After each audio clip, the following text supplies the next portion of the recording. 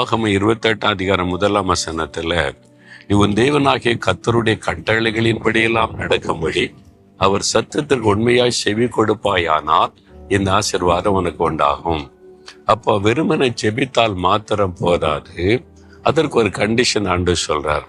தேவனுடைய கட்டளை ஆண்டு நம்ம எழுதி கொடுத்திருக்க எப்படி வாழணும்னு சொல்லி அதற்கு நம்ம ஒப்பு கொடுத்து அவருடைய சத்தத்திற்கு செவி கொடுக்கணுமா. அவர் பேச ஆயத்தமா இருக்கிறார்.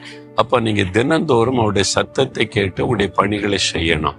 நீங்க படிச்சாலும், வேலை செய்தாலும், ஊழியம் செய்தாலும், பிசினஸ் பண்ணாலும், இன்னைக்கு நான் என்ன செய்யணும், எப்படி செய்யணும், ஆண்டவரே என்னோடு பேசுங்க.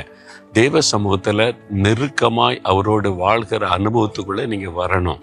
அதான் ஆண்டவருடைய விருப்பம். மகனே, மகளே, உன்கிட்ட பேச நான் விரும்புறேனே, உனக்கு ஆலோசனை கொடுக்க விரும்புகிறேனே, நான் சொல்லுகிறபடி நீ செய்தியன்னா நீ முதன்மையான இடத்தில் வருவாய் என்பதாய். பாருங்க, ஒரு ஏழை தாயா, அவங்க மாட்டு பண்ணை வைத்து பால் கறந்து வியாபாரம் செய்யறவங்க. அவங்க குடும்பத்துல சாபம் இருந்ததுனால நிறைய கன்றுக்குட்டிகள்லாம் மரித்து போச்சு, 200க்கு மேல 10 வருஷத்துக்குள்ள. அதனால இது ஒரு சாபம், மந்திரவாதம் பண்ணி தாயத்தெல்லாம் மாடுகளை கட்டி பார்த்தாங்க, ஆகல. அப்போ இயேசுவை பற்றி அறிந்து செய்தியை கேட்டு தன்னுடைய வாழ்க்கையை இயேசுக்கு ஒப்பு கொடுத்து சாபத்தின் விடுதலை பெற்றுட்டாங்க. இப்ப கன்றுக்குட்டிகள்லாம் உயிரோடு இருக்குது, ரொம்ப மகிழ்ச்சி அவங்களுக்கு. இன்னும் ஆண்டவர் நம்மளை ஆசீர்வதிப்பான்னு காத்திருந்தா பால் வியாபாரத்துல லாபம் இல்லை, நஷ்டம் உண்டாகிறது. அப்போ அவங்க ஒரு நாள் ஆண்டவர்கிட்ட போனாங்க. ஒரு ஏழை தாயார், கிராமத்துல இருக்கிறவங்க.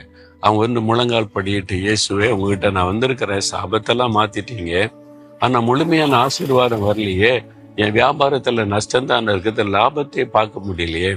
அப்ப அவங்க கேட்ட போது ஆண்டவர் சொன்னாராம், அவங்க சொல்றாங்க, கர்த்தர் பேசினார், மகளே, நீ பால்ல தண்ணி கலந்து வியாபாரம் பண்ற, நான் எப்படி ஒன்று ஆசீர்வதிக்க முடியும்? உண்மை இல்லையே. இப்போ தண்ணி கலக்கக்கூடாது ஆண்டவரே, கலக்கக்கூடாது மகளே, சுத்தமான பாலை மக்களுக்கு கொடு. அப்ப அது வரைக்கும் அவங்க மனசுல என்ன நினைச்சிருந்தாங்க, பால்ல தண்ணி கலந்து வியாபாரம் பண்ண தப்பு இல்லை, ஏன்னா எல்லாரும் கலக்குறாங்க, எல்லாருமே தண்ணி கலந்தா பால் வியாபாரம் செய்யறாங்க. வேற சிலர் ரகசியமா கலக்குறாங்க, சிலர் தெரிஞ்சு கலக்குறாங்க, தண்ணி கலப்படம் தான் பிசினஸ் பண்றாங்க. இவங்களுக்கு தெரியாது, இத்தனை வருஷங்கள் அப்படி பண்ணிட்டாங்களா. இப்ப ஆண்டவர் சொல்றாரு, தண்ணி கலக்க கூடாது. எப்படி தெரியும்? அவங்களே சொல்றாங்க, அவங்க சாட்சி எங்கிட்ட இருக்கு. ஆண்டவர் அவனுடைய மனதில் தெளிவா கர்த்தர் பேசினார்னு சொல்றாங்க. ஒரு கிராமத்துல இருக்கிற பால் வியாபாரம் பண்ணக்கூடிய ஒரு தாயாரோட ஆண்டவர் பேசுகிறார், உங்ககிட்ட பேச மாட்டாரா?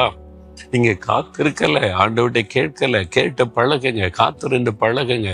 அவங்க சொல்றாங்க, எனக்கு அப்பதான் அது பாவம்னு தெரிஞ்சு தண்ணி ஊத்தாதபடி சுத்தமான பாலை மக்களுக்கு கொடுக்க ஆரம்பிச்சேன், பிசினஸ் ஆசீர்வதி